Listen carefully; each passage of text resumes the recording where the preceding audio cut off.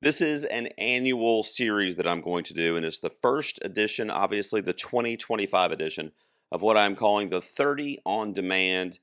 These are who I have compiled as the 30 hottest in-demand actors in Hollywood currently, but also they're on the list if I think they stand a great chance at being an Oscars or award season contender at some point in the next decade. I'll explain further as we get into this very first inaugural 30 on Demand. What is up, ladies and gentlemen? Welcome back to the garage. Gerald here with you, of course. I thank you so much for tuning in. If you like what you see on this video, I talk movies and I talk award season way too much. Make sure you like and subscribe down below. As I said in my cold open, this is the 30 on Demand. It's a series I'm going to do every year. Now, I'm recording this on May 4th, which, by the way, may the 4th be with you. After the award season ends, usually in March, I'm going to gather up all of the data, all of the different articles and letterbox lists that I follow, different pundits and critics that I follow, some of the trades and articles of the projects that a lot of these actors have been signed on to work on, or that might even be in post-production already coming out with trailers that have been released in some cases. Some of them are even previous Oscar winners and definite previous Oscar nominees on this list. This is not an objective list that was, a bunch of people were polled and gave their opinion.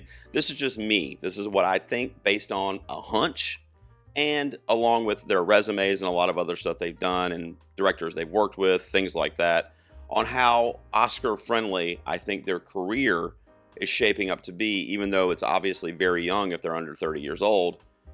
What are the odds that these actors I'm going to mention will be nominated for an Academy Award and be in contention before the year 2035? The way I did this list is if you're in the top 30, obviously you're under 30. That's the first criteria. The second criteria really is that you are in high demand. As the title says, on demand. You are booked and busy, as they say.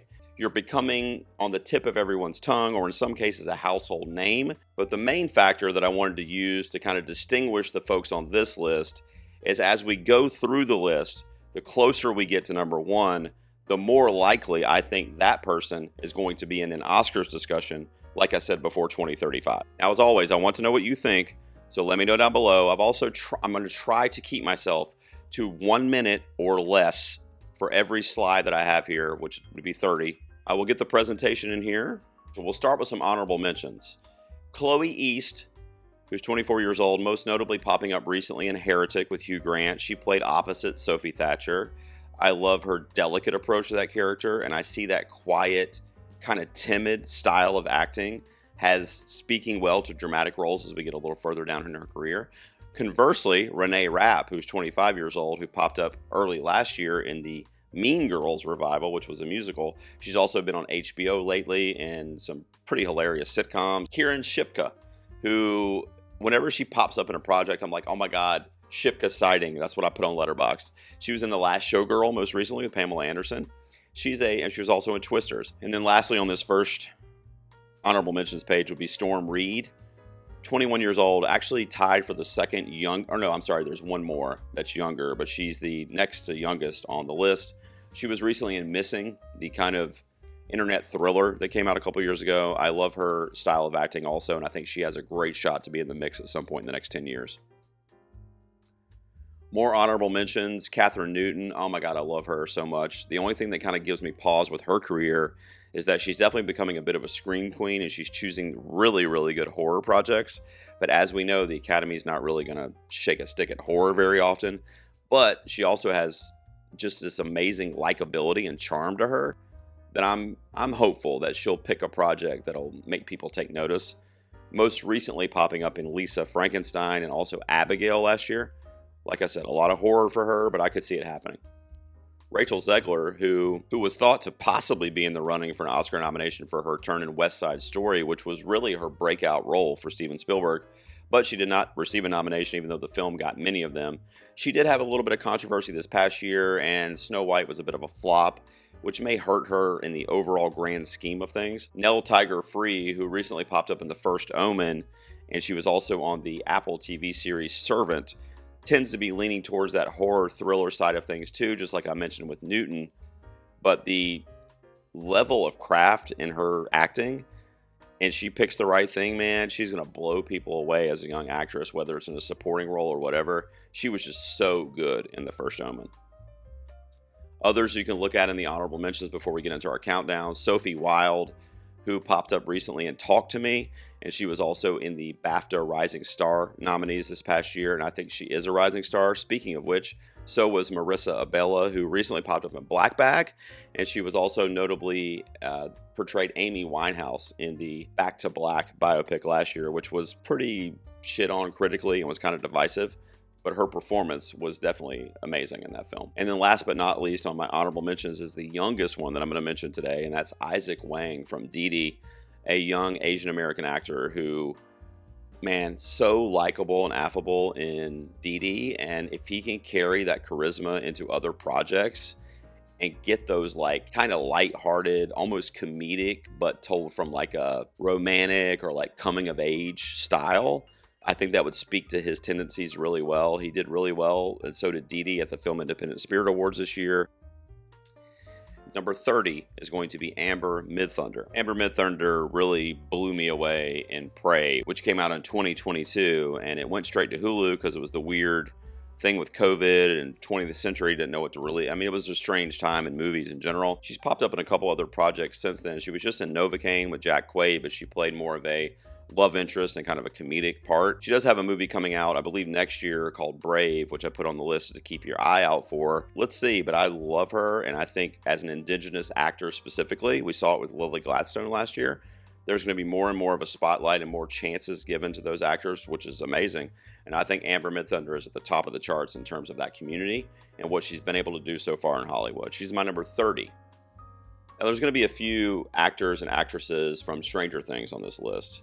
In fact, I think I have two of them back to back here. The first one at number 29 is Sadie Sink. She's already popped up in a movie that had Oscar notoriety and actually won the Best Actor award a couple years ago for Brendan Fraser, and that's The Whale, where she played the really angsty, kind of bitchy daughter in that movie. But she did make an impression and had great, really showed us her range beyond her character in Stranger Things, which was huge for her career, I believe. She also has a very unique look. It was recently in the news that she was going to be cast in the new Spider-Man iteration, which a lot of people got up in arms about because she basically looks like Mary Jane. So people are wondering if she's replacing Zendaya, and it's like a whole thing. I don't know that they have any specific announcement on that yet, but if it weren't for the Zendaya factor, I would honestly think that's perfect casting from the comic book pages that what we normally see Mary Jane as. And I'm talking about just based on like looks. On the other hand, at number 28 is Millie Bobby Brown, her co-star from Stranger Things. This one I'm not as confident about right now. However, I do think she's a great actress and has a huge following in terms of like her name and her brand, really. And I didn't really know until I was making this slideshow that she's actually younger than Sadie Sink. I didn't expect that, but Millie's only 21 years old. Sadie was 23. So that was kind of interesting to me because she looks a little bit older. But we're talking about 2035. So if she can get off that Netflix train and start doing some real stuff, I think she has the acting ability. Sophie Thatcher, who I mentioned earlier when I was talking about Chloe East because they were in Heretic together. Sophie also popped up in Companion earlier this year, which is one of my favorite movies of the year, where she essentially shows her acting range in that one film because she has to play two different, actually multiple kind of versions of the same character, where she's this AI who her level of intelligence can be controlled via an app, and it is. So she goes from like genius level to like intermediate level, and she's portraying all the different versions of her character or of her AI in that film. When I was doing my research, there was nothing on the horizon for her when I made this presentation. So that has me a little concerned with the success of movies like Companion and of course Yellow Jackets in terms of television, that she's going to have an opportunity. And after seeing her in those projects that I mentioned, she's really good, man. And she has a very unique, distinctive look too that I think could go kind of like what I said with Sadie Sink, that could go towards other projects that other folks that are kind of like the basic look in Hollywood might not be able to fit into. Next at number 26 is Emilia Jones. I put her on this list because she was also very prominent and was essentially the main character in a Oscar-winning film just a couple years ago, and that was, of course, Coda, which won Best Picture, Best Supporting Actor and was nominated for multiple awards at the 2021 Oscars. That same year, she got nominated for the BAFTA for Best Lead Actress, and she also got nominated for the Best Young Performer at the Critics' Choice Awards for Coda. A very grounded, nuanced, central figure for somebody who didn't have a ton of acting experience, was only 21 years old when they shot Coda, maybe even younger. I think she was 21 when it came out. She was in this really cool kind of noir thriller called Cat Person that I really liked, that flew under the radar because it was also kind of at the end of that COVID era. I think it's streaming on Hulu right now. You should check it out. But she basically befriends this guy that works in a movie theater because they both love movies, and he ends up being a creep. And that's essentially the general plot of that movie and how she's going to kind of get out of that situation. She's going to be in The Running Man with Glenn Powell later this year. It comes out in the fall. It does have a late year release, which makes me excited, but I also know it's a sci-fi action film, so it might be a little too genre for the Academy. All right, at number 25, Daisy Edgar Jones. Man, I have On Swift Horses on here as potential, and I saw it since I made the slide. It's not potential. It's not potential really for anything, but it's definitely not for her either, unfortunately, even though she was great in it. I mentioned Twisters earlier when I was talking about Kieran Shipka. She was also in that recently, and she was really good. Maybe my favorite performance of hers was in the COVID-era thriller called Fresh, where she starred opposite Sebastian Stan as the kind of final girl in that movie. And that's honestly, like I said, my favorite performance she's given so far. But I do love everything she's been in. So we'll have to kind of keep looking at her career going forward. But I think she's in the mix for somebody that could start to show up more and more in those awards discussions as we get like 5, 6, 7 years down the road. Alex Wolff. This one is interesting to me. So he has a project coming up called Untold that he is the writer for the screenplay, and also he's directing it and he's starring in it. A young dude, as you can see, 27 years old. I think that we could be looking at him actually much earlier than what the number 24 ranking would insinuate here, because of things like screenplay. And if he's a great director, and he has a visionary style, then that could be a whole nother thing. Or even as a producer, if his film starts to get accolades at the Academy Awards or on award season. So he is kind of a triple threat almost, or quadruple threat really, in terms of his Oscar eligibility and where he could pop up. But when I was reading about Untold, it really kind of fascinated me that he was that's his baby, that's his project. And that makes me really excited because I loved him in supporting roles like Hereditary, which was underseen by the Academy apparently. Pig, which I thought was maybe going to get Nick Cage a nomination that year, and it didn't. Alex Wolff was brilliant in that also. How about Emma Mackey? Another one that could be higher because if for no other reason, Alpha and Ella McKay that are coming out this year. I don't know that it will put her in that top 5. Now, when I see the movies, particularly Julia DeCurnow's Alpha, is that going to be like Titane Julia, where it's like fucking, like she's fucking cars and stuff, and it's just like nobody in the Academy even wants to watch it, let alone nominate it? I don't know. I mean, DeCurnow is a very like eclectic filmmaker with a great eye for the camera. It's not the Academy's palette, I don't think. But then you have Ella McKay too, which could be James L. Brooks's huge return to the Academy, and she's in that as one of the main female roles. So she's making those choices, is my point with her being at number 23 here. Justice Smith is my number 22. He's also in that film that I was talking about from Alex Wolff called If She Burns. And that's, I think, could be a big Oscars player next award season, not the one coming up, but the following one. He was also in I Saw the TV Glow, which was critically acclaimed and really made him more of a dramatic actor after coming off things like Detective Pikachu. He's pushing 30 right now. He'll be 30 in August, but he makes the list this year as one of the under 30 that I think could be in the awards discussion in the next decade, especially if he keeps doing those really like kind of out there abstract performances like we saw in I Saw the TV Glow. We'll see, but I like Justice Smith, and I think that he is a recognizable face that could garner some attention going forward. My number 21 is Haley Steinfeld. Man, I made this slideshow before I saw Sinners, and after seeing Sinners, as much as I would love for her to be nominated in a supporting role for that, I just don't know that it's going to happen this year because it seems to be a pretty crowded field, really in all the acting categories based on what we know is coming out this year, premiering at Cannes, etc. But I will say that it's not out of the realm of possibility, and she is a previous Oscar nominee. I told you there was going to be a few of those on this list. She's the first of which. So she's been nominated for an Oscar all the way back in 2010 with True Grit, which was a brilliant child performance in that movie. One of the best Westerns of the last 20 years, even though it was a remake. She was only 12 years old when they filmed that and ended up receiving an Oscar nomination at the age of 13. She's 28 now. Sinners would be the project if it was going to happen before she turns 30, which I don't think will happen. But Ryan Coogler got her. So if she can start working with these auteur filmmakers, which I think Coogler is, her acting ability is off the charts. Her beauty is unrivaled. And I think she has got a long path of success ahead of her. My number 20 is going to be so that was Haley Seinfeld. Is this another Haley? Do you say it Haley? You don't. You say Halle, right? Halle Bailey is my number 20. Jesse Eisenberg recently announced this musical that he's going to be writing and directing. And with the success of A Real Pain last year, I have a lot of faith personally in Jesse Eisenberg written projects, which is what we're going to be getting not this year, but the following year, which would put it at the following award season. And my understanding is that Halle Bailey is in that lead female role.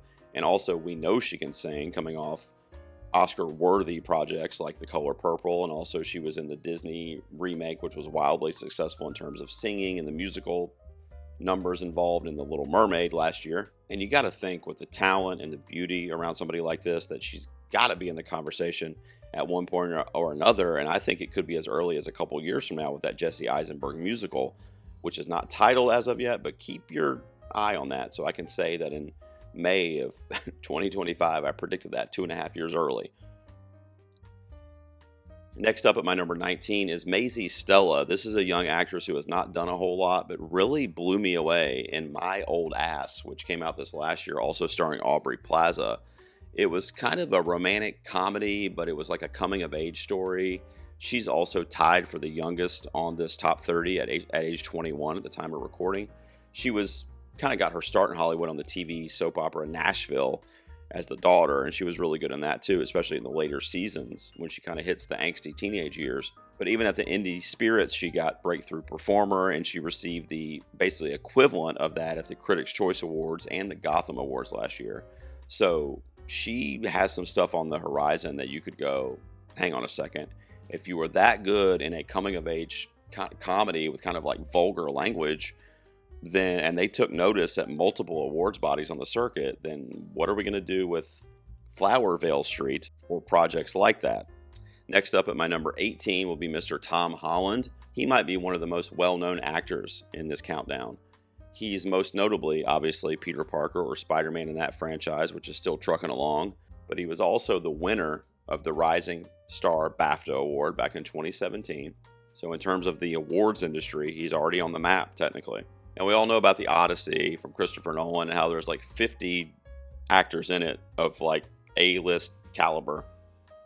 Matt Damon is apparently the lead in that respect, but Tom Holland has a pretty prominent role in The Odyssey as well. Now, frankly, anybody that's in that movie could be nominated. I mean, you don't know. I mean, hell, all 50 of them could be. I don't think there's enough spots, but anybody, much like Oppenheimer, anybody that's in The Odyssey is going to be in the conversation in one form or another. And then once the movie comes out and people start receive it and different performances are heralded, then we'll start to pick out, the greatest hits from that film. But, I mean, nothing's going to make me take Tom Holland off of that possibility list at this point because it's Christopher Nolan's The Odyssey. But there's another one that even sparks my interest a little bit more because he's in it with Austin Butler. It's directed by a female director. It's called American Speed, which I put on this list to look out for too. It comes out in 2026. It says the true story of 3 renowned race car driver brothers, 2 embroiled in the 1980s IMSA scandal, where drivers funded their racing careers through criminal means like drug trafficking. It actually could be a player for both of those. By the way, Austin Butler is over 30 years old, so he won't be on this list, but he would definitely be high if he was. Number 17 is Rachel Sennett, who is a comedic actress that, frankly, I'm biased because I freaking love her and everything I've seen her in. Now, she popped up most recently in Saturday Night from Jason Reitman, even though it was kind of a, I won't say cameo, but it was like a very kind of like supporting role that didn't have a ton of screen time. But when she was on screen time playing Lorne Michaels' wife in that movie, stole every scene she was in. Comedically, Shiva Baby was when I was introduced to her, and I've been a super fan ever since. She has such a flawless, like, carefree attitude and personality, and she is so effortlessly funny and charming. I mean, just immediately, like if she showed up at a party, would just immediately blend in and hit it off with everybody in the room, and everybody would be waiting in line to talk to her and for her to make us laugh. Like, she just is brilliant, at the center of attention, which I think she should be. Bodies, Bodies, Bodies. She was in Bottoms, which she co-wrote, by the way, and she ended up winning Best Original Screenplay at the Indie Spirits for that. So as a screenwriter, an award-winning screenwriter on the circuit, that could be possible too. I mean, who knows? Maybe her and Io write something together. They're really good friends, by the way. Maybe they write something together 5 years from now, and it's a Matt Damon, Ben Affleck situation, and she's winning for screenwriting.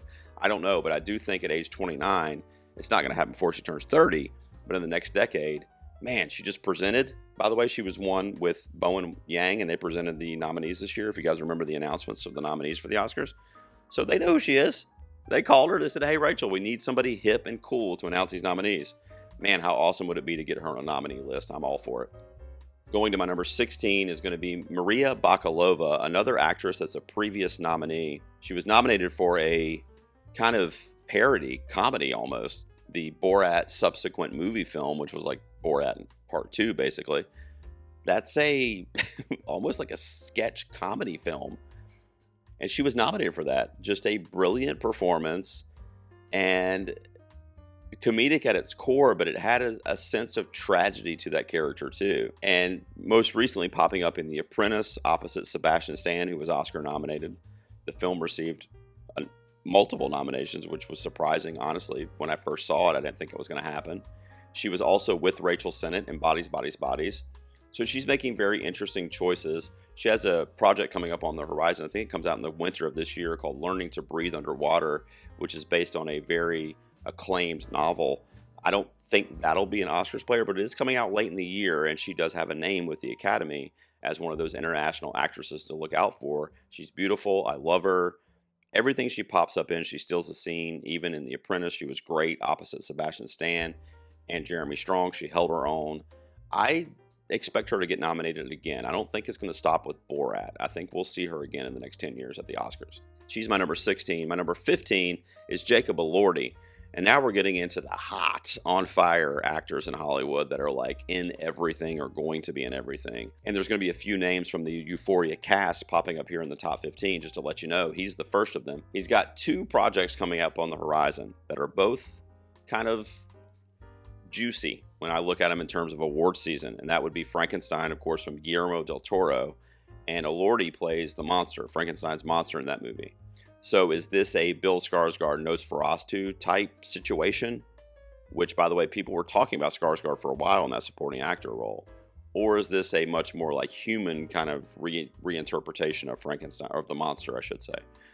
We'll see. I have no idea. There's only been a few stills released of the film. I know that it's one of my most anticipated, and I love Del Toro. And I also know that Del Toro is a huge Oscars darling. They freaking love him. I mean, everything the guy puts out, the Oscars take notice. And almost all of them receive some type of nomination. Not always acting nominations, but they are definitely in the mix. I mean, you also look at an actor like Oscar Isaac this year as a possibility. Mia Goth is in this movie as a female representation in terms of performance getting nominated. But I think Jacob Elordi stands a shot with that one. And then he also has Emerald Fennell, who I previously mentioned, the director of Saltburn, her interpretation of Wuthering Heights, which will be out next year. So that would be eligible for the following award season.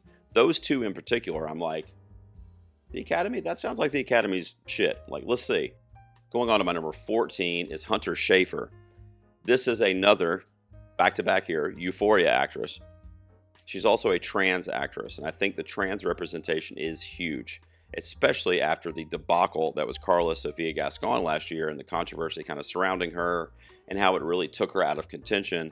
You know, the Oscars love to rally around an important story or nominee. Now, with that being said, I think Hunter stands on her own without any of that, frankly, and having even that be part of her identity. Just the performer that she is, the actress that she is more than enough to warrant a nomination from the Academy or anybody else. So I look for her to be a big player, and the main reason she's at number 14 on my list is because the power of the acting every time I see her. Yes, Euphoria, but really everything else. She's just so good at it and seems like a seasoned actress, in my opinion. She does have Mother Mary on the horizon from David Lowery, also starring Anne Hathaway. I tend to think that one is still an Oscars player, although I've heard some people on the circuit and other awards pundits saying it might not materialize to be anything. If it does, I've been saying this since March, actually. Hunter Schafer could be in the supporting actress conversation this year. Will she make the final 5 nominee list? It's probably like a 20% chance, but I haven't heard anybody else saying it, so just remember that. And Hunter, if you're watching, I got you. Remember that. And number 13 is going to be Chloe Grace Moretz. Honestly, because I'm surprised at age 28 that we have not been saying her name during award season as of yet. It's just kind of crazy to me. She's another one that is really good at what she does, and the projects that she's in, usually she stands out. I mean, regardless of what the story is or the other actors that are in it. Now, with that being said, she just hasn't chosen the projects that are Oscar worthy, frankly. I mean, I would say the most notable one, or the closest one, might be a movie like Let Me In, which they don't nominate horror, first of all, and they also don't nominate remakes, second of all, and that was both of them. So even though her performance was out of this world and easily one of the best of that year, it didn't seem like anything the Academy was going to touch with a 10-foot pole, and they didn't. She does have a couple projects on the horizon, though. One in particular I want to point out to you, because I want to make sure you're aware of it, coming out next year, called Strawweight. In the Octagon, an emerging fighter and ex-champ battle, the rookie's life transforms through her UFC passion. The veteran tries reclaiming the belt via reinvention. So Lupita Nyong'o's in this movie with her, and she's apparently the veteran female UFC fighter. And Chloe Grace Moretz is the new, young, kind of up-and-comer in the UFC and has a passion for the sport. So it's a sports movie, yeah, but that just sounds like really hefty in terms of like what these two actresses can do with those roles. You know, Lupita's another one. She won't be on this list because she's over 30, but as a previous Oscar nominee, and you know, that could be a project that we could have our eyes on when it comes out next year in 2026. Strawweight. And she also has another one called Love is a Gun, which is a remake or reimagining, I guess, of Bonnie and Clyde. So, you know, the original Bonnie and Clyde was definitely heralded very highly. So depending on the kind of tone of this version, Love is a Gun, we'll see how that goes too. But nonetheless, I'm just shocked that with the accolades and the talent that we see from Moretz, that she hasn't been in the conversation yet. I mean, I love her all the way back as Hit Girl in Kick-Ass, guys. Like, I've been following her career for a long time, and I would love to see her get a nomination. I've got her ranked pretty highly because I think it's got to happen at some point. All right, we're getting there. Our number 12 is Jenna Ortega. This is another one that I'm going on popularity, really, and the celebrity involved, because she's kind of taking over as a household name at this point. A lot of that could be attributed to her turn as Wednesday Addams in the television series over on Netflix that's still going on. The new season's about to come out. She's also a horror fan's dream, showing up in the Scream franchise, the reiteration of that. And she was great, kind of bouncing off as the Winona Ryder version of that character in the Beetlejuice sequel that came out this past year. But she's just so well known, and even when the project is a little campy or a little silly, you can tell how devoted she is to it, how much it means to her. I've seen her in interviews talking about how much she loves auteur cinema, horror cinema, genre filmmaking. So she's a bit of a Hollywood kind of cinephile too, which means she's going to turn in the best work that she can. And I think going on her name and alone is going to go really far for her too, if she makes the right choices, like I've been saying with a lot of these performers. She'd be my number 12. My number 11 is going to be Miss Sydney Sweeney, another one that is a household name in the last year. And she's been turning in stuff recently, I mean, that made me go, okay, you're more than just, this blonde bombshell, Marilyn Monroe-esque type, there for your looks kind of actress. I mean, she has the looks, obviously, but a movie like Immaculate blew me away, dude. One of the best on-screen, screams that I've ever seen in movies, period, is in that film. The blood all over her face, and it's so good in that scene and in that movie in general. And then she also was in this biopic called Reality. It was a TV movie on HBO, but it was based on a real person who kind of broke the rules of the FBI and the CIA during a really weird time in the country's history, with dealing with our personal information during the Trump presidency and the nomination for him. And it was just a weird time politically, and stuff was going on in the news. She was a huge part of that, and it kind of tells that story.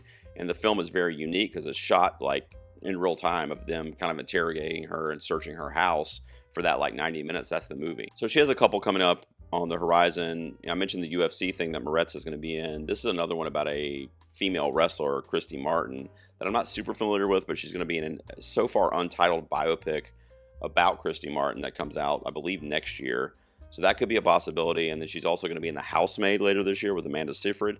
That one sounds a little perhaps too like sexy 50 Shades kind of thriller vibes, but we'll see. I mean, it's based on source material that is pretty well renowned, so depending on the tone of it, it could be. But nonetheless, I mean, at age 27, I think in the next 10 years, Sydney Sweeney, especially with the popularity of her celebrity, could be pretty big. Getting into the top 10 here, my number 10 is Harris Dickinson. This is another one. I mentioned Alex Wolff earlier and how he had his own like passion project where he was like producer, writer, director. That's also happening for Harris Dickinson here for a movie called Urchin that is premiering at Cannes next week, actually, which I found out after they listed the movies. I was like, wait a second, did he write that? And I was like, oh yeah, he did write it. And then I was like, wait a second, did he direct that? And he did direct it. So he's writer-director in that movie. I don't think he's in it though. So then you have another situation like Alex Wolff where there's multiple avenues for him to get a nomination here. He was also tremendous in The Iron Claw last year, as was most of that cast, but it somehow blanked at the Oscars. Speaking of A24, he was in Baby Girl with Nicole Kidman and really held his own against one of the most legendary actresses in Hollywood in that film. Triangle of Sadness, which was an Oscar-nominated film and a Cannes winner as well. He was in that film. So he's got a little bit of pedigree kind of building up with those industry insiders that I think could go a long way for him. And if a movie like Urchin that he wrote and directed is well received, that's going to go a long way too. Even if that particular one is not an Oscar nominee, it will speak to his future among the industry. And he's also one of the Beatles in the upcoming biopics, and there's actually 4 of them, so I'm not sure which ones he'll be in. I think he's playing John Lennon, I believe, in the Beatles biopics. But nonetheless, you got to think whoever's portraying those artists and those music biopics, it's going to be a pretty big deal with Sam Mendes at the helm. Harris Dickinson's going to be in the mix there as well. So look out for that, which would also be next year, actually that might be 2 years from now. And then it'll be the fall. So that's like 3 award seasons from now. But anyway, I'm talking about the next 10 years. So just remember, I told you that in 2025. Number 9 would be Ayo Edebiri, another actress that has really shown me her range in the last like year to 2 years, like really surprised me. Even the movies that I've been like, this is not good, she's been like so good. I'm thinking of Opus in particular, which I just saw about a month ago, and the movie fell super flat. It was tonally just really strange, but she was so good at like that girl next door, Nancy Drew kind of like fumbling character. She was just wonderful in it. And then of course she's hilarious. Anything comedic that she's in, whether it's The Bear, which also has a sense of drama to it also, and her character specifically. But Bottoms, she was hilarious and co-wrote that with Rachel Sennett. I thought to myself, look at these projects that she's choosing with the comedy background or whatever. After the Hunt, Luca Guadagnino's upcoming film starring Julia Roberts and Andrew Garfield, she's also in that. And I'm assuming she's one of the students at the college, or perhaps even the woman that's embroiled in some kind of affair with one of the professors. I mean, I don't know. I'm speculating. But she's got a third billing, I think, 3rd or 4th billing in that movie. So she's probably going to be pretty prominent in that film. And Guadagnino is well overdue for some notoriety at the Oscars. So will she be a part of that? Possibly. And then she's also in Ella McKay, which I mentioned earlier, for Emma Mackey. And that's James L. Brooks' upcoming film. And he's been kind of absent from the Academy conversation and really movie making for like 10 or 15 years. So if this is his triumphant return to the Oscars, she could ride that wave too. My number 8 is Miss Elle Fanning, and she could actually be higher based on just these 2 projects that I have listed here, because I think they're going to be big players in their respective years. This year would be for a movie called Sentimental Value. She is a pretty prominent supporting role in that movie, and it's premiering at Cannes next week, so I don't have any of the feedback on it yet. But I do know it's Von Trier and it's Renate Razva. I think all of those people could be in the mix, including Fanning for Sentimental Value. I've actually got that movie in my 10 right now for Best Picture. Now, of course, that's a hunch for the most part because we don't really know anything in terms of the reception yet. She's also going to be starring in a movie called I Am Sybil, which I believe is next year, so that would be the following award season if she's eligible. But that's a movie about a woman who has a split personality, so I'm assuming she's going to be playing that. Well, I know she's playing Sybil, so I'm assuming she's going to have a different range of acting and personalities in that film, because she's going to be a split personality. I don't know if it's multiple personalities or split personality, but think like James McAvoy in Split, but it's going to be Elle Fanning doing it as Sybil. I love her. I love her. And she just got notoriety this past season as recent as A Complete Unknown, where she played opposite Timothée Chalamet. And there was even some talk of her possibly getting an Oscar nomination for that role. Instead, it went to the Joan Baez representation that we got from Monica Barbaro, which I thought was deserved. She did get the Best Supporting Actress of the Year award from the National Board of Review for A Complete Unknown, which is pretty substantial. And that was actually what kind of thrust her into that Oscars conversation to begin with. But she's getting the accolades. She's only 27 years old. Obviously, Dakota, as her older sister, is well respected, the Fanning sisters, and she's making great choices. Right? And, everything she's in, she's already worked with Sofia Coppola. She's already worked with James Mangold. Like, she knows what she's doing. She's picking the right projects, and she definitely has the ability to get there. My number 7 is Kaylee Spaney. I mentioned Priscilla earlier. That was maybe her shot, at least before she turns 30, because she's 27 already. In terms of on the horizon, the only thing that I could put on here with a clear conscience is Wake Up Dead Man, the new Knives Out movie, just because I do think whenever a Knives Out film is in the conversation, depending on the tone and the theme of the film and how serious or how slapstick it ends up being, it could be a player. You just don't know. Even if that's just screenplay or whatever, it could be a possibility. And Netflix always pushes what they think has the best chance too, so we don't really know what that's going to be yet. But I do know that Kaylee Spaney is in this. And I also know that the last year to year and a half, talk about a resume. Priscilla, yes, but also Civil War, she was phenomenal in. Oh my God, she was so good in that movie. I actually had her in my early predictions last year for Civil War, which of course didn't end up being anything. But I do think it was worthy. She was amazing in that. She was also the best part, performance-wise, maybe tied with David Johnson for Alien Romulus. She just brought a unique kind of human, grounded element to that otherworldly sci-fi horror picture. But I've just been really impressed by her kind of effortless charm and holding her own, regardless of what the story demands of her. So look out for Kaylee Spaney. If she gets another one of those Priscilla-type roles, which, by the way, was also Sofia Coppola, the right filmmaker, the right role. And then as we get on to my number 6, Miss Mikey Madison. So she's a previous Oscar winner. In fact, she just won the Academy Award as I'm sitting here a few months ago for ANORA, which she was my pick to win that all season. I'm so thrilled that she did, even though I love Demi Moore and Fernanda Torres. I was just pleasantly over the moon that she won the Lead Actress Award this year, because at the end of the day, I do think that was the best performance that we got among the nominees. This list exists to say these actors are under the age of 30, and as we get increasingly down the list, are more and more likely to be nominated again, in her case, within the next 10 years. So do I think Mikey Madison is going to receive an Academy Award nomination in the next 10 years? Yes, I do. I think there's a high possibility. She's my number 6. So a lot of people are going to, I just wanted to point that out, because a lot of people might go, wait a second, she just won the Oscar. She's only number 6. She should be number 1 or 2 or whatever. But my thinking is the 5 ahead of her stand a better shot at a nomination before her. That doesn't mean she's not going to get one. It just means, when will it happen? And I think it will. And I'm really going on ANORA, because, even in Once Upon a Time in Hollywood, now the important thing about that on her resume is that she chose to work with Tarantino, or she got the opportunity to. So Tarantino, Sean Baker, right there, you're like, okay, I'm good. You're building the resume with the right filmmakers. You're in a franchise like Scream, which is a highly respected horror franchise. Nothing announced as of April of this year, which made me a little worried that you won the Oscar and you don't have anything on the horizon yet. I also heard the MCU was courting her. I heard Star Wars was courting her, but I think she turned that one down. God, I love that.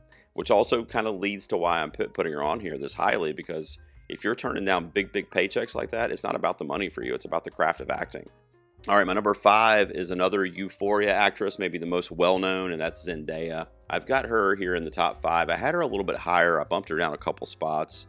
But I do think she's in the 5 most likely to be nominated over the next 10 years in this age group.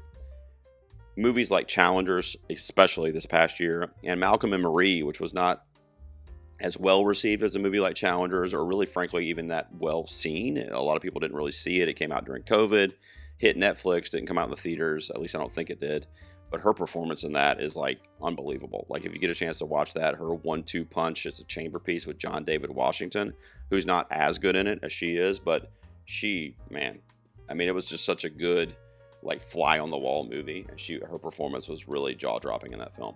Like I said before with Tom Holland, if you're in the Odyssey, or really if you're in a Christopher Nolan movie, you're in the conversation until the movie comes out and we start to pick and choose who's really in the conversation. But when you're on the cast list this early, which would be for a 2027 release, I think, you're already in the conversation for that award season because you're in that film, The Odyssey. She also has the drama coming out this year with Robert Pattinson. I mean, even if you watch that one scene that she has where she's blowing up at her mother and her sister on Euphoria from last season, I mean, acting on an entirely other tier. Like, I was literally flabbergasted watching that scene on my couch in Euphoria, and knowing at the same time, dealing with that narrative in the show that I'm following, and then reflecting on it after, like, man, she can act like that? Holy shit, let's get her a screenplay. Guadagnino did it. Didn't pan out with Challengers. I don't know what to tell you. I think it was one of the best movies of the year last year, and her performance was phenomenal in it, as was the two lead actors, but it blanked at the Oscars. It's still one of the weirdest things to me. I'm a big Challengers defender, and I love that movie. All right, my number 4 is Anya Taylor-Joy. This is another one similar to Chloe Grace Moretz earlier, not in the fact that they just have a hyphenated last name, but that she hasn't been nominated yet. I can't believe it. I mean, I really can't believe it, because everything I see her in, I'm like, holy shit, you're so good. The Queen's Gambit, too, on television as well. Last Night in Soho was a great film that I thought maybe. Didn't happen. Furiosa last year, I was like, this is it. She's so good in this. She's a titular character, this action, spectacle badass. They loved Fury Road. George Miller's a darling. This is it. Furiosa is going to get the nominations, and here comes Anya Taylor-Joy's nomination. Well, guess what? Furiosa bombed because you guys didn't go see it in the theaters. So because it bombed and it was a box office failure, not only did they cut the franchise short, at least I think that's what's going to happen, it didn't receive any nominations at any major award shows. How does she not get nominated at one point or another? It's just a matter of finding that screenplay that really gives her those moments to stand out. And does it have to be a box office blockbuster? No, but it has to be a performance that deserves enough chatter to really make a loud noise for the Academy to start hearing it, because they have to respect her work, I would imagine. So I see Anya Taylor-Joy as one of the no-brainers just based on how good she is as an actress. I've got her at my number 4 right now. Much in that same vein as Paul Mescal at my number 3. Now, he could be nominated this year. Now, he just got nominated last year for After Sun, so another previous nominee. He's in 2 films this year that I think are in the Oscar conversation. The History of Sound, which is a gay romance. He's one of the gay lovers in it. And Hamnet, which he plays William Shakespeare in that film. And that story sounds like a stage for Jessie Buckley and for that film, which is being directed by Chloe Zhao, by the way. So Chloe Zhao, a previous Oscar nominee and winner. Jessie Buckley, a previous nominee. Paul Mescal, a previous nominee. You see where I'm going here? I've got Hamnet in my top 10 right now. I'll be doing my power rankings in the next couple weeks, if not sooner. I've already done them, but I'm making the video. I've got Hamnet in my top 10 in my power rankings. And really it's based on that like Oscar baity premise. And it just sounds like a movie that's going to be a lot of fucking crying, a lot of heartbreak, a lot of like well-intentioned acting from these guys, like Marriage Story, but in the Shakespeare era. So I'm ready for Paul Mescal to break out here, and I think if it doesn't happen with Hamnet, like I said, in the next couple years, I see this guy getting another nomination. I mean, he's just riding a high right now, and I think he is so well sought after in Hollywood. My number 2 is Florence Pugh, a previous Oscar nominee as well, and another one that I think is got an Oscar nomination on her horizon in the next couple years. The only one I could find to really put on this list in a clear conscience, like I said before, is Dune Messiah, which is also a bit of an iffy gamble because it really depends on how Dune Messiah is received. I'm choosing to believe that it's going to be a Denis Villeneuve masterpiece that's going to build on the 2, frankly, masterpieces that we've already gotten from him in the Dune franchise. It's going to be his send-off. It's going to be the end of a trilogy. So I think we're going to be looking at a Lord of the Rings, Return of the King situation. I just do. That's what I think is going to happen as I'm sitting here right now in 2025. Now, it's 2 years away from it, ever being released, or seeing any footage from it or anything like that. So who knows? And even that, who knows how big Pugh's role in the movie is? I mean, we don't. She was phenomenal in Midsummer. Should have got nominated for that. She did get a nomination for Little Women, which she also got nominated for the BAFTAs, the Critics' Choice Awards, the Gothams, and others. Dune Part 2 this past year, she was phenomenal in, although I think her part's going to be much bigger in Messiah, which is why I'm safely saying that's an Oscar player when that comes up that award season in a couple years. But, I just saw her in Thunderbolts. I mean, that's a superhero Marvel movie that is based on comic lore, and she's freaking like giving her all, like she's trying to win the Lifetime Achievement Award in that movie. She's so fucking good in that movie. And everything she's in, dude, like, I mean, even Disney and the MCU know, like, lock her in, make her the A-list person, at least from a female standpoint in the MCU. That's her. Florence Pugh, that's it. She's the new Black Widow, whatever. She's basically ScarJo 15 years ago. That's what she is now. And that's how they see it, and I don't frankly disagree with them. I think she's so hot right now in Hollywood, and not only that, so good. So good. Even a movie like Don't Worry, Darling last year, which fell flat for the Academy in terms of their nominations, she was like over the moon brilliant in that film. I think that her nomination's coming, if I had to say, probably in the next 2 or 3 years. That's it for me. I think she's got to get nominated again, and she will in the next few years. That's my take. She's my runner-up. And the only reason she's not my number one is because, obviously, we haven't talked about Timmy yet. Timothée Chalamet is my number one with a bullet. Actually, it's a pretty steep gap between him and Florence in my number two. He's like number one above everybody else. He actually turns 30 at the end of this year, so he's not going to be on this list next year if he were to not win the Oscar. But a complete unknown this past year is Bob Dylan, was my number one performance that was in that category of nominees. No offense to Adrian Brody. Call Me By Your Name was my number one performance that he got nominated for that year. No offense to Gary Oldman, who won that year. And he's tremendous in everything he's in. Dune Part 2, he's going to be in Marty Supreme later this year, which is already getting Oscar buzz, and he's already on everybody's top 5 for a nomination this year, and mine too, which is why I think he's the only one on this list that I can confidently say they're in my actual predictions to be nominated for an Oscar this year. It's with the exception of maybe Paul Mescal, who was my number 3. So I think Timmy's getting nominated this year for Marty Supreme. It sounds like a juicy role from the Safdie brother. And then Dune Messiah, which I was just talking about a minute ago, is a couple years on the horizon. And if he adds another layer to that character of Atreides, forget it, because he's been so freaking good. And it's been a character that's been growing before our eyes in terms of what he's been doing performatively. Kind of quiet in the first one. Kind of like, oh, okay, I kind of see what I am here in the second one. I'm going to start giving these speeches and doing this boisterous shit, and people are going to follow me. And then, like, if you know the Dune lore, what he is in Messiah is, like, almost a villain, honestly. I mean, it's a very dark kind of turn for that character. So if he sinks his teeth into that, and we see that growth as Dune fans, and the Academy sees it, because they've been nominating this series all over the place, then they're going to be impressed with his turn in that film too, I think. So he's got a couple really good shots in the next few years, and I think that he's, of everybody I talked about tonight, the number one person to receive an Oscar nomination next, definitely in the next 10 years, which was the main criteria for this list. Timothée Chalamet, my number one. I'm going to go to the full 30 here. I'll let you do a screenshot of it or whatever you want to do there if you want to pause it and then play back the outro. But that's the 30 actors with their ages listed there that I think are all in the conversation to receive an Oscar nomination in the next 10 years. I also had those few honorable mentions for you. So we really talked about 40 actors today. I want to know what you guys think. This was a huge project for me. As I'm recording, I'm telling you this, but I'm going to have to edit it, put some clips in for you guys so you don't get super bored with my PowerPoint presentation. But I want to know what you think. Who did I leave off of this list that's under the age of 30 that you think has a great shot at getting an Oscar nomination in the next 10 years? That's really what I want to hear from, because there were so many actors that maybe I'm not familiar enough with, or I just didn't think were strong enough based on what they've been choosing to be in this 30. But I would love the conversation. I love the back and forth. So please let me know what you guys thought of my list. And do you think Timothée Chalamet is the most likely actor under 30 to receive that next Oscar nomination, which could really be this year, honestly, as for Marty Supreme? I think, I'm not going to say no-brainer because nobody's seen the movie yet, but in terms of predictions, you almost have to predict it based on his success.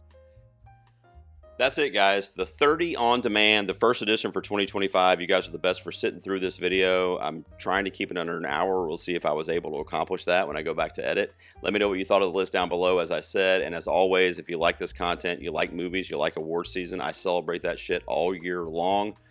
Do reviews, trailer reactions, and everything else. So make sure you subscribe down below. And if you're a regular to the channel, memberships are open for, I think, $2.99 a month or something really cheap like that. You could support the show to help me with the editing software and other things that marketing and other things I put into the show. And you can just click join if you want to be a garage patron, which I believe is what I'm calling it. And you'll get all kind of cool perks if you do that as well. Thanks for tuning in, guys. I'll see you out here next time in the garage.